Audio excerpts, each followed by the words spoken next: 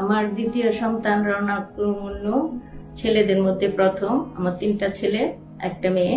তো আমার খুব ইচ্ছা ছিল ওকে আমি বাইরে পড়াশোনা করতে পাঠাবো। তো ডিপ্লোমা শেষ করার পর ওর অনেকটা হয়ে গেছিল, সে চেয়েছিল যেন আইএলটিএস না করে কোনো দেশে চলে যাবে, অস্ট্রেলিয়া বা যেখানে আইএলটিএস করতে হয় না। তখন আমি ওকে শর্ত দিলাম, না তুমি যেখানে যা, আগে তোমাকে আইএলটিএস করতেই হবে, কারণ এর আগে একবার আইএলটিএস মিস হয়েছিল করোনার জন্য। পরে ও আমাকে ওজিহা কনসালটেন্সির যে হাসান সাহেবের কাছে নিয়ে আসলো। আমি বলি তুমি আমাকে নিয়ে যাও। পরে ও আমারে নিয়ে আসলো।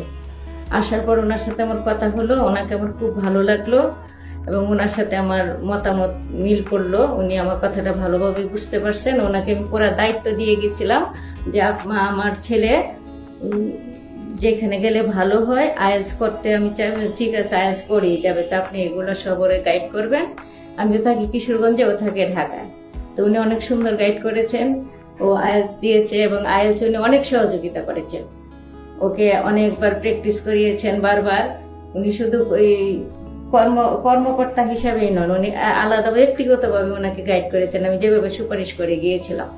তো ওনার প্রতি আমি ওনাকে অনেক ধন্যবাদ জানাচ্ছি।